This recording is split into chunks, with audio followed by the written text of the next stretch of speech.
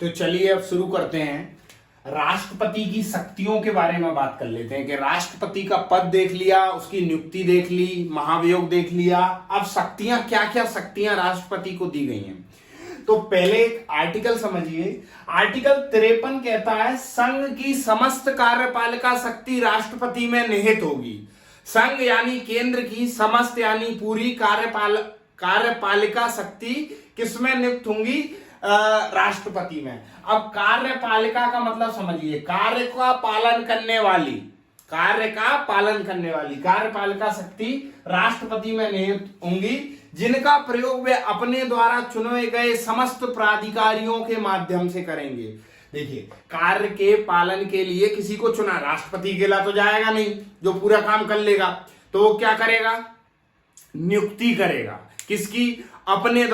किसके द्वारा? खुद के द्वारा। किसकी? समस्त प्राधिकारियों की। बारीक चीजों को समझिए आप। आर्टिकल 53 संघ की समस्त कार्यपालिका शक्ति राष्ट्रपति में निहित होंगी, यानी कार्य का पालन करने वाली जो शक्तियां हैं वो राष्ट्रपति में निहित होंगी। इस कार्य के पालन के लिए वह नियुक्तियां करेगा। किसकी? प्राधिकारियों की। अब देखते हैं, अब नियुक्तियां जो करेगा ये 3 प्रकार से करेगा। राष्ट्रपति नियुक्तियां 3 प्रकार से करेगा। कैसे? सबसे पहले समझिए, प्रधानमंत्री की सलाह पर नियुक्त करेगा और प्रधानमंत्री की सलाह पर ही हटाएगा। किस किस को? ये देखिए, मंत्रीगणों को। अच्छा, प्रधानमंत्री की नियुक्ति राष्ट्रपति करता है, हम आगे पढ़ेंगे इसको। सबसे पहले तो प्रधानमंत्री की नियुक्ति कर ली, फिर प्रधानमंत्री की सलाह पर नियुक्त करेगा और प्रधानमंत्री की सलाह पर हटाएगा। किन्हें? ये 4 लोगों को। पीएम के द्वारा नियुक्त, पीएम के द्वारा हटाना, शॉर्ट में याद रखिए। मंत्रीगणों को, राज्यों के राज्यपालों को, राज्यों के राज्यपाल की नियुक्ति आर्टिकल 155 में दी है, आगे पढ़ा जाएगा जब हम राज्य की कार्यपालिका पढ़ेंगे उसमें। भारत के महान्यायवादी को आर्टिकल 76 के तहत इसके जिक्र किया, आने वाले अनुच्छेदों में इसके बारे में डिटेल में पढ़ा जाएगा। फिर जो विदेश में भारत के राजदूत हैं, कहने का मतलब इनकी नियुक्तियां कौन कर रहा है? राष्ट्रपति। किसकी सलाह पर? प्रधानमंत्री की। और इनको हटा कौन रहा है? राष्ट्रपति।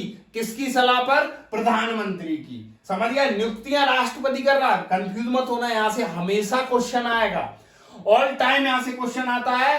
पहला तो क्वेश्चन यही बन जाता है जनरल अवेयरनेस के लिए, प्रधानमंत्री की नियुक्ति कौन करता है? तो राष्ट्रपति। प्रधानमंत्री की सलाह पर मंत्रीगणों की नियुक्ति राष्ट्रपति करता है, राज्यों के राज्यपाल की नियुक्ति महान्यायवादी की और राजदूत। और इन्हें हटा भी सकता है, इन्हें हटा भी सकता है। फिर दूसरी नियुक्ति, ये पहली प्रकार की नियुक्ति हो गई। दूसरी प्रकार की नियुक्ति किसकी सलाह पर? प्रधानमंत्री की। और हटेगा कैसे? संसद की प्रक्रिया के द्वारा। ये सलाह मैंने ऐसे लिख दिया आपको समझने के लिए। नियुक्ति राष्ट्रपति कर रहा है, सलाह प्रधानमंत्री की, और हटाने के लिए संसद की प्रक्रिया चाहिए। किसकी? सीएजी की नियुक्ति, आर्टिकल 148। सीएजी का एक टॉपिक है, अलग से पढ़ा जाएगा। फिर मुख्य निर्वाचन आयुक्त की नियुक्ति, आर्टिकल 324 के तहत, ये भी अलग टॉपिक है, पढ़ा जाएगा। अभी आप समझिए यहां पर क्या हो रहा है? प्रधानमंत्री की सलाह पर भारत के सीएजी की नियुक्ति की जाती है, नियंत्रक एवं महालेखा परीक्षक। और मुख्य निर्वाचन आयुक्त की नियुक्ति की जाती है किसके द्वारा? प्रधानमंत्री की सलाह पर। और इन्हें हटाया कैसे जाता है? संसद की प्रक्रिया के द्वारा। ये हम पढ़ेंगे जब इस टॉपिक पे आएंगे कि वो प्रक्रिया कैसी होती है, तो समझ गए आप। फिर तीसरी नियुक्ति, तीसरी प्रकार की नियुक्ति, 2 प्रकार की नियुक्तियां हो गई। अच्छा, नियुक्ति राष्ट्रपति कर रहा है। फिर मैं कह रहा हूं यहां सलाह की बात है, यहां पर सलाह प्रधानमंत्री की सलाह पर नियुक्त भी कर रहे हैं और हटा भी रहे हैं। प्रधानमंत्री की सलाह पर नियुक्त तो कर रहे हैं लेकिन हटा संसद की सलाह पर रहे हैं। और तृतीय जो है, ये प्रधानमंत्री की सलाह पर नियुक्ति हो रही है राष्ट्रपति द्वारा। किसकी? संघ लोक सेवा आयोग के अध्यक्ष व सदस्यों की। संघ लोक सेवा आयोग के अध्यक्ष व सदस्यों की नियुक्ति किसके द्वारा हो रही है? राष्ट्रपति के द्वारा। किसकी सलाह पर? प्रधानमंत्री की। और ये हटाए कैसे जाते हैं? सर्वोच्च न्यायालय के द्वारा। ये हटाए कैसे जाते हैं? सर्वोच्च न्यायालय के द्वारा। अब देखिए, इनको संसद के द्वारा क्यों हटाया जाता है, इसको समझ लीजिए हल्का सा। कि पहली बात तो निर्वाचन को निष्पक्ष रखा गया है, क्योंकि निर्वाचन लोकतंत्र का आधार है। इसलिए नियुक्ति तो प्रधानमंत्री कर देगा, लेकिन मान लीजिए अगर प्रधानमंत्री के द्वारा ही हटाना होता तो इस पर दबाव होता है। इस पर क्या होता, दबाव होता कि यह प्रधानमंत्री के पक्ष पे कार्य करे। उसी प्रकार सीएजी होता है जो इसका वित्त का जो लेखा जोखा है, इसका कार्य कौन करता है, सीएजी करता है। तो इसकी नियुक्ति प्रधानमंत्री के द्वारा कर दी, सलाह पर, प्रधानमंत्री के सलाह पर राष्ट्रपति द्वारा, लेकिन हटाने का कर्तव्य पूरी संसद को दिया गया, क्योंकि पूरी संसद के द्वारा यह जिम्मेदारी निभाना ज्यादा उचित माना जाएगा, ना कि एक व्यक्ति के द्वारा। नहीं तो इस पर भी दबाव किसका हो जाता, प्राइम मिनिस्टर का। इसी प्रकार यहां पर भी संघ लोक सेवा आयोग के अध्यक्ष व सदस्यों की नियुक्ति तो प्रधानमंत्री के द्वारा करवा दी, प्रधानमंत्री की सलाह पर राष्ट्रपति के द्वारा। हमेशा याद रखना, प्रधानमंत्री की सलाह है सिर्फ, नियुक्ति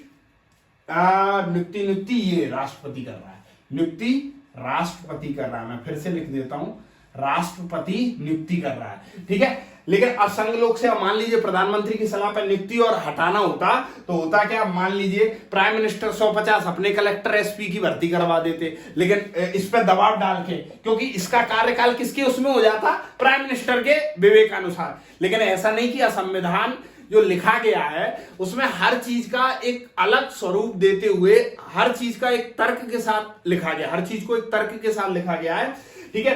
तो यहां पर संघ लोक सेवा आयोग के अध्यक्ष व सदस्य की नियुक्ति प्रधानमंत्री के द्वारा कर दी, प्रधानमंत्री की सलाह पर राष्ट्रपति द्वारा, और हटाने का कार्य किसको दिया, सर्वोच्च न्यायालय को। क्योंकि यहां कौन चुना जा रहा है, जनता चुनी जा रही है, जनता मतलब भारत की जनता के आधार पर ही, भारत की जनसंख्या में से ही तो ये आईएएस आईपीएस बना रहे हैं। तो अध्यक्ष व सदस्य की नियुक्ति प्रधानमंत्री की सलाह पर राष्ट्रपति द्वारा, और हटाने का कार्य सर्वोच्च न्यायालय द्वारा। एक बार इसको रिवाइज कर लेते हैं फटाफट। सबसे पहले आर्टिकल 53 कहता है, संघ की कार्यपालिका शक्ति राष्ट्रपति में निहित होगी। कार्यपालिका, कार्य का पालन करने वाली जो शक्तियां हैं उसके लिए वो क्या करेगा, कार्यपालक अधिकारी या समस्त प्राधिकारियों की नियुक्ति करेगा, और उन नियुक्तियों के आधार पर कार्य का संचालन किया जाएगा। तो प्रधानमंत्री की सलाह पर नियुक्त और प्रधानमंत्री की सलाह पर ही हटाना, राष्ट्रपति 3 प्रकार की नियुक्तियां कर रहा है। सबसे पहला प्रधानमंत्री की सलाह पर नियुक्त और हटाना, प्रधानमंत्री की सलाह पर नियुक्त लेकिन संसद के द्वारा हटाना, प्रधानमंत्री की सलाह पर नियुक्त लेकिन सर्वोच्च न्यायालय द्वारा हटाना। तो प्रधानमंत्री के द्वारा ही नियुक्त व हटाना, जो सलाह के द्वारा, मंत्रीगण हो गए, राज्यों के राज्यपाल हो गए, महान्यायवादी हो गए और राजदूत हो गए।